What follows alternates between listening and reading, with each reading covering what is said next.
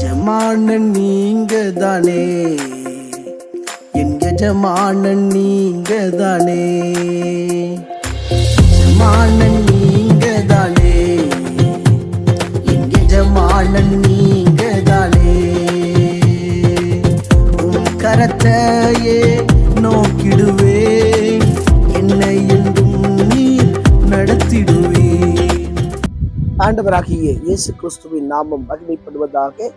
இந்த 2295வது காலை மன்னா செய்தி மூலமாக உங்களை சந்திப்பதில் மிக்க மகிழ்ச்சி அடைகிறேன். தேவனாகிய கர்த்தர் இந்த இரவு முழுதும் பாதுகாத்து அற்புதமாய் ஒரு புதிய நாளை தந்திருக்கிறார். அவருக்கு மகிமை உண்டாகட்டும். இந்த நாளிலும் நாம் யாருக்காக எதற்காக ஜெபிக்க வேண்டும் என்று சொன்னால், நாளை எல்லா திருச்சபைகளிலும் நடக்கின்ற ஆராதனைகளுக்காக ஜெபிக்க வேண்டும். எல்லா விசுவாச குடும்பத்தாரும் தங்களுடைய சபைக்கு சென்று தேவனை ஆராதிக்கும்படியாக, குறிப்பாக எல்லா வாலிபர்களும் ஆராதனைகளை கலந்து கொண்டு தேவனை மனதார ஆராதிக்கும்படியாக, தங்களுக்கு கொடுக்கப்பட்டிருக்கிற ஊழியங்களை சிறப்பாய் செய்யும்படியாக ஜெபிப்போம். எல்லா ஸ்தல போதகர்களையும் கர்த்தர் எடுத்து பயன்படுத்தும்படியாக காலை மன்னா நேயர்கள் ஜெபியுங்கள். தேவன் நிச்சயமாய் ஜெபத்தை கேட்டு ஆராதனையை அற்புதமாய் ஆசீர்வதிப்பாராக. இந்த காலை மன்னா ஆதாரத்துக்காக எடுத்துக்கொண்ட வேத வசனம் சங்கீதங்களின் புஸ்தகம் 119ஆம் அதிகாரம் 158வது வசனம். உமது வசனத்தை காத்து கொள்ளாத துரோகிகளை நான் கண்டபோது எனக்கு அருவருப்பாயிருந்தது. எனக்கு பிரியமான கர்த்தருடைய பிள்ளைகளே, அன்பார்ந்த தேவ ஊழியர்களே, அருமையான நண்பர்களே, இங்கே சங்கீதக்காரன் தாவீதுடைய வாழ்க்கையில அநேக மக்களை அவர் பார்க்கிறார். நல்லவர்களை பார்க்கிறார், கெட்டவர்களை பார்க்கிறார், நீதிமான்களை பார்க்கிறார், துன்மார்க்கரை பார்க்கிறார், பரிசுத்தவான்களை பார்க்கிறார். அது தன்னுடைய ஜீவிய காலத்துல எல்லாத்தையும் பார்த்த பொழுது ஒரே ஒரு கூட்டத்தை பார்க்கும்போது அவருக்கு அருவருப்பா இருக்கு. அது யாரும் கேட்டா, வசனத்தை காத்து கொள்ளாத துரோகிகளை நான் கண்டபோது எனக்கு அருவருப்பா இருந்ததுங்க. ஆண்டவர் நமக்கு நல்ல வசனங்களை தந்திருக்கிறார். ஆகவே தினசரி வாசிக்கிறோம், இந்த வசனத்தை நேசிக்கிறோம், இந்த வசனத்தின்படி தங்களுடைய வாழ்க்கையை அமைத்து கொண்டு வாழ்ந்து கொண்டு இருக்கிறோம். ஆனால் இந்த வசனத்தை நம்ம காத்து கொள்ளணும். இப்போ ஒரு பொருள் இருக்குன்னா அந்த பொருளை நம்ம காத்து கொள்வோம், அதை நல்ல பேணி வைத்துக் கொள்வோம். அந்த பொருளை நம்ம கவனிக்கல அப்படின்னா, அதை காத்து கொள்ளலை, அதை பாதுகாத்து கொள்ளலை, அது அப்படி இருக்கும், அது பயன்படாமே இருக்கும். ஆனா இந்த வசனத்தை நம்ம காத்து கொள்ளணும். இந்த வசனத்தின்படி நம்ம வாழலை, வசனத்துக்கு நமக்கும் ரொம்ப தூரமா இருக்குன்னா, நீங்களும் நானும் ஆண்டவருக்கு துரோகி. அதனாலதான் அவர் சொல்றாரு, வசனத்தை காத்து கொள்ளாத துரோகிகளை நான் கண்டபோது எனக்கு அருவருப்பா இருந்ததுங்காரு.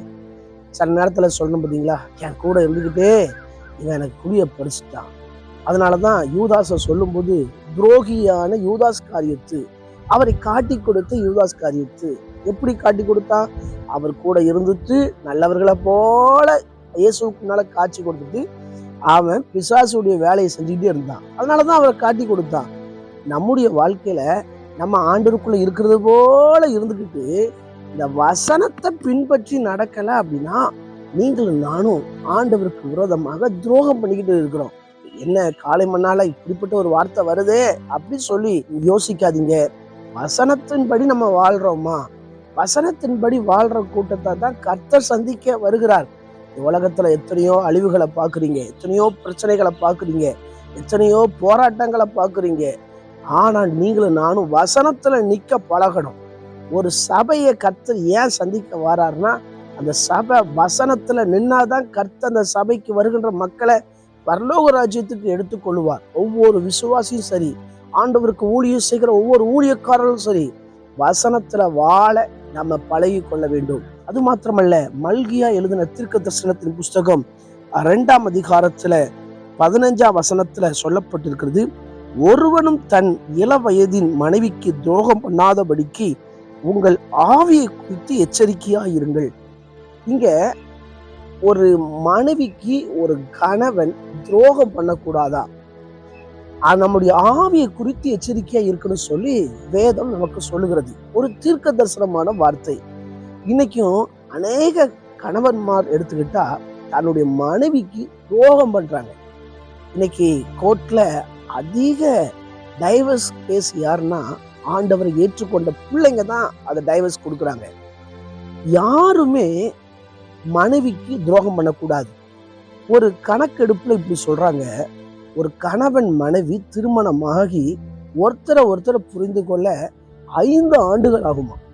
அதுவரை பிரச்சனை வரும், உபத்திரம் வரும், போராட்டங்கள் வரும், பிரிவு வரும். ஆனா அவங்க பிரிந்து போகக்கூடாது. அதுக்கு அடுத்த வசனத்துல சொல்லப்பட்டிருக்கிறது, தள்ளி விடுதலை நான் வெறுக்கிறேன் அப்படிங்கிறது. இன்னைக்கு ஒரு பிரச்சனை வந்துட்டானா உடனே சொல்லுவாங்க, எனக்கு இவ வேண்டாம், எனக்கு இவர் வேண்டாம் அப்படிங்காங்க. இந்த வசன பகுதியை நீங்க வாசித்து பாருங்க. மல்கியா 2ஆம் அதிகாரம் 15, 16 அந்த போர்ஷனை நீங்க வாசித்து பாருங்க. ஒரு காலமும் இந்த மனைவி எனக்கு வேண்டாம், இவ நல்லா இல்லை, இவ கேரக்டர் பிடிக்கல அப்படி சொல்லக்கூடாது. கர்த்தர் உங்களுக்கு ஏற்ற துணையா இருக்க போய் தான் அவர் உலக தோற்றத்துக்கு முன்னாலேயே இன்னாருக்கு இன்னார்னு சொல்லி அவர் குறித்து வைத்திருக்கிறார், உங்களை இணைத்திருக்கிறார். எனவே துரோகம் பண்ணாத ஒரு கணவரால் துரோகம் பண்ணாத ஒரு ஜீவியம் பண்ண வேண்டும். இன்னைக்கு அனைவருடைய வாழ்க்கையில மனைவிக்கு விரோதமா துரோகம் பண்ணிக்கிட்டு இருக்கிறாங்க. வேலை ஸ்தலத்துல இடத்துல ஒரு குறிப்பிட்ட இடத்துல வேற யாரையோ நேசித்துட்டு மனைவிக்கு வந்து சண்டை போட்டுட்டு இருப்பாங்க. வேற யாருக்காக தம் மனைவியை அடிப்பாங்க. ஆனா அப்படிலாம் செய்யக்கூடாது. மனைவிக்கு துரோகம் பண்ணக்கூடாது. உங்க ஆவியை குறித்து எச்சரிக்கையா இருக்க வேண்டும். நம்முடைய ஆவியை கர்த்தர் தந்த தீபமா இருக்கிறது. எனவே நம்முடைய ஆவியை நாம் காத்துக்கொள்வோம். ஒருவேளை யாராவது பிரிந்திருந்தா, யாராவது தம் மனைவிக்கு துரோகம் பண்ணிட்டு இருந்தா, இந்த செய்தி முடிந்த பிறகு ஆண்டவரே, ஒரு காலம் நான் என் மனைவிக்கு துரோகம் பண்ணக்கூடாது அப்படின்னு சொல்லி ஆண்டவர்கிட்ட கேளுங்க. ஆண்டவர் உங்களுக்கு உதவி செய்வார். எனவே வசனத்தை காத்துக்கொள்ளனாலும் துரோகிதான். தான் மனைவியை நேசிக்காம நம்ம மனைவிக்கு விரோதமான காரியம் செஞ்சுக்கிட்டு இருந்தாலும் நம்ம துரோகிதான். எனவே நாம் துரோகம் செய்யாத ஒரு வாழ்க்கையை வாழுவோம்.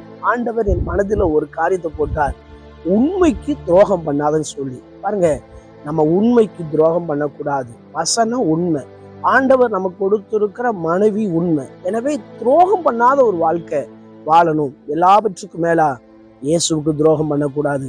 இயேசுவுக்கு பிரியமுள்ள வாழ்க்கை வாழணும். கண்களை மூடி ஜெபிப்போமா. எங்களை நேசிக்கிற நல்ல தகப்பனே, இந்த வேலைக்காக வருகிறோம். நீர் பேசின அற்புதமான வார்த்தைகள் ஸ்தோத்திரம். ஒவ்வொரு காலை மணி நிகழ்ச்சியில எங்களுக்கு பல வார்த்தைகளை கொடுத்து எங்களை உணர்த்துகிறீர், கட்டுகிறீர், உருவாக்குகிறீர். அதற்காக ஸ்தோத்திரம். தொடர்ந்து நாங்கள் துரோகம் பண்ணாத ஒரு வாழ்க்கை வாழ கிருபை பாராட்டுங்க. விசேஷமாக நாளை நடைபெறுகின்ற ஆராதனைகளை ஆசீர்வதிங்க. எல்லா பரிசுத்தவான்களை பயன்படுத்துங்க.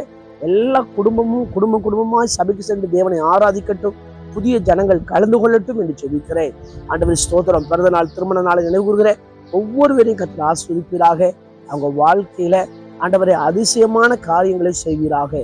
இரட்சகர் இயேசுவின் மூலம் ஜெபம் கேளும் ஜீவனுள்ள நல்ல பிதாவே, ஆமென். ஆண்டவர் சுத்தமானால் மீண்டும் நாளை காலை புதிய காலை மன்னர் செய்து உங்களை சந்திக்கிறேன். அதுவரை தேவ கிருபை தாங்குவதாக. மாரநாதா, இயேசு வருகிறார். ஆயத்தமாகவும் அனைவரை ஆயத்தப்படுத்துவோம். ஆமென். அல்லேலூயா. Praise the Lord. உந்தனின் சேவை செய்வே எந்த